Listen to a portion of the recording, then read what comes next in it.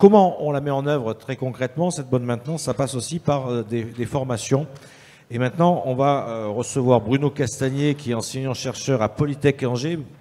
Rejoignez-moi, messieurs. Vous voulez faire mon métier aussi?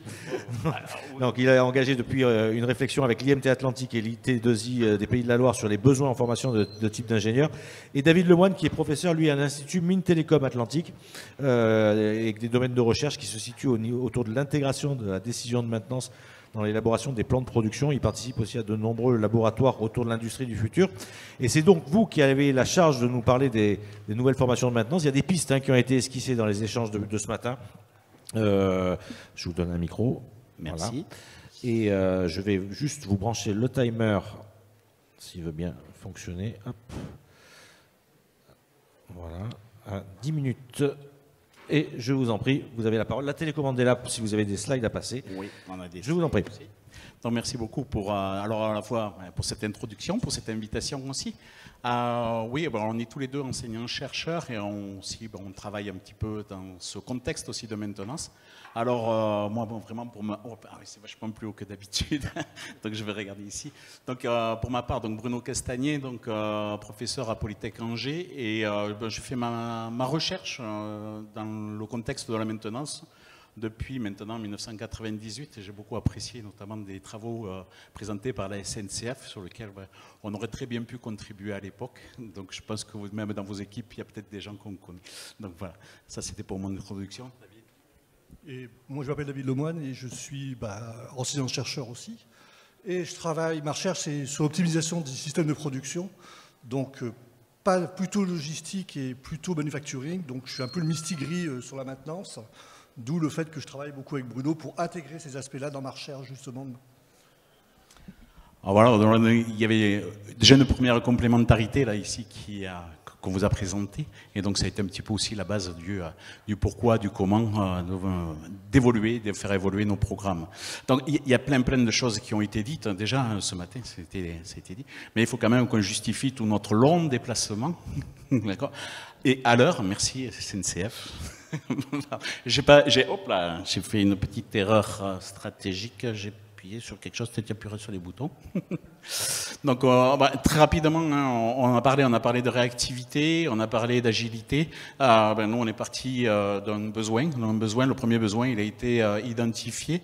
Au niveau, là aussi, je parlerai aussi d'un besoin régional, puisqu'on a ça aussi, on a beaucoup discuté là-dessus, cette volonté de travailler avec le territoire. Donc nous, on est parti d'une expression de besoin, alors de l'UAMM. Je ne veux pas trop y revenir dessus, parce que je pense que là, on a déjà pas mal discuté. Et ce besoin-là, alors s'il y a peut-être aussi un point qui n'a pas aussi non plus... Si, quand même, je vais revenir un petit peu.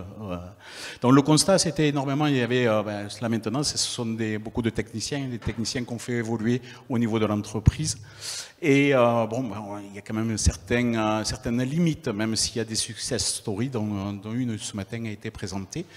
Mais sur le côté un petit peu ingénierie, et puis aussi peut-être aussi des limites de compétences scientifiques, on vient de voir un extrait juste au préalable, la capacité à traiter la donnée, notamment par exemple, ce n'est qu'un exemple. Et il y avait aussi un besoin, un point qui avait été remonté, qui était ce besoin d'innovation et de rupture un petit peu par rapport à des approches classiques. Donc ça a été relayé par notre OPCA, notre ITDESI, d'accord, qui globalement a renforcé cette réflexion-là en disant, aujourd'hui quand même, on forme des techniciens, et on en forme pas mal, du moins au niveau de l'IT2I Pays de la Loire. Et on constate que ces jeunes, ils n'ont pas trop de possibilités de continuer leurs études, alors que, on vient de le souligner, il y avait quand même un besoin au niveau de l'entreprise, et il manque des formations qui peuvent peut-être continuer à faire ce continuum dans leur formation. Alors, l'IT2I, c'est un autre partenaire, à Polytech et à l'IMT Atlantique. On a déjà des formations en apprentissage. Et là, je peux faire aussi un petit peu un aparté par rapport à des discussions ce matin. On nous a parlé d'agilité, de réactivité. Je pense qu'aujourd'hui, les écoles travaillent quand même pas mal aussi à intégrer, à aller vers l'apprentissage. Et je pense que le domaine de la maintenance, finalement, qui est quelque chose de mon point de vue, hein, ça c'est mon point de vue d'enseignant-chercheur, et la relation qu'on peut avoir avec l'industrie qui est quand même relativement forte. C'est aussi une question de maturation, ou de maturité, on va dire, du technicien ou de l'ingénieur. Ça ne se fait pas comme ça à la maintenance, et c'est peut-être une particularité aussi du métier.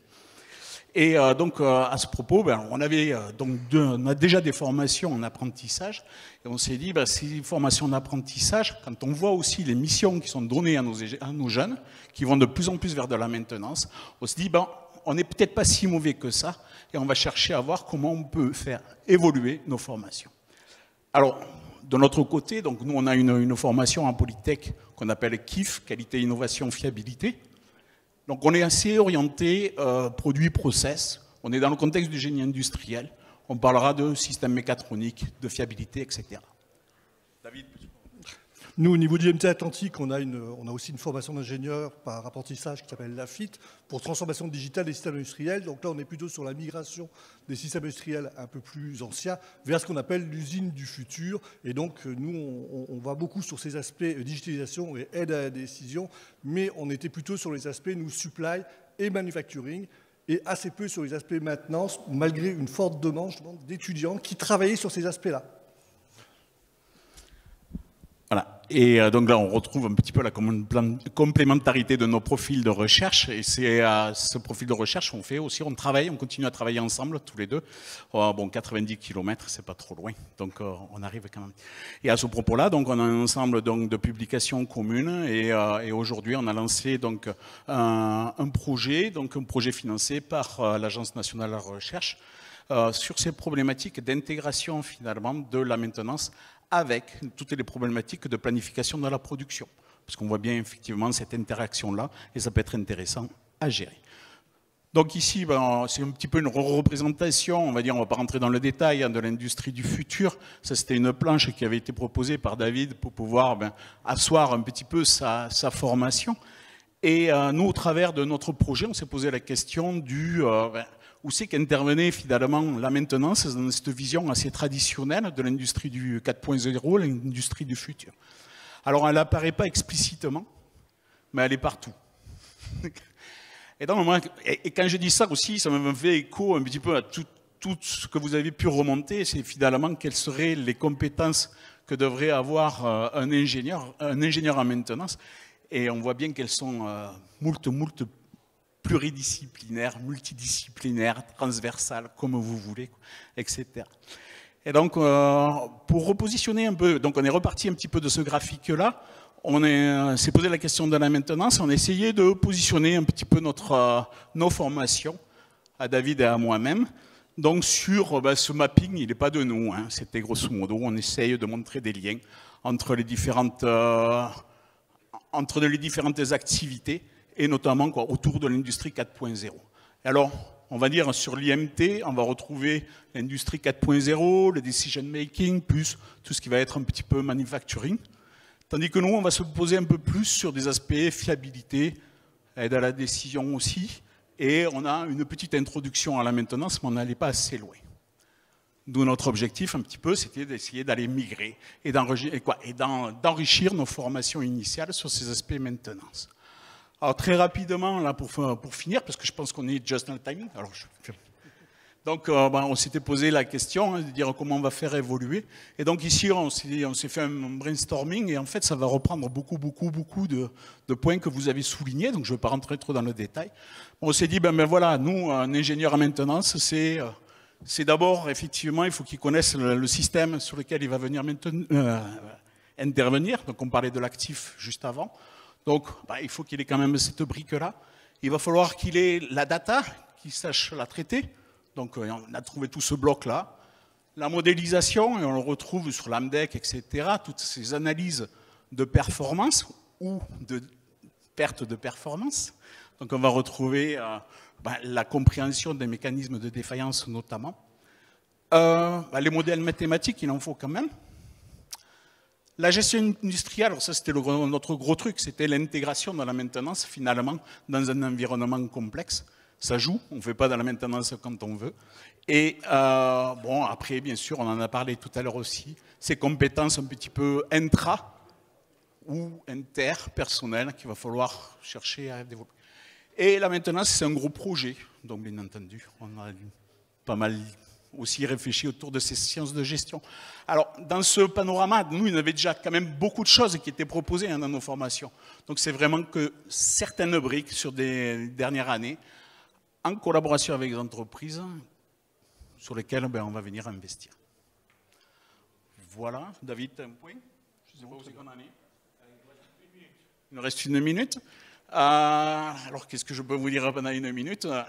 Merci d'être resté quand même. Oui, c'était ça. Vas-y, David, il y avait la dernière slide. Merci d'être resté. Je sais, notre périodicité, hein, puisqu'on parle de maintenance, c'est périodique, qui nous dit que c'est 12h30 et que généralement, on est autour de la table. Donc voilà. Et puis, je m'attendais à ce qu'il y ait un pilou-pilou ou un truc comme ça. Moi, je ne suis pas toulonnais, mais j'ai cru comprendre que ça pouvait marcher de temps en temps. Ça fait partie de la culture locale aussi. Mais vous allez rester, donc on va essayer de vous apporter ces réponses-là très concrètes. En tout cas, merci beaucoup de votre présentation. Vous restez avec nous sur le 2MF, donc on peut venir vous rencontrer, approfondir ces échanges. Et puis voilà, effectivement, c'est cette logique d'interaction qui est très, très, très importante.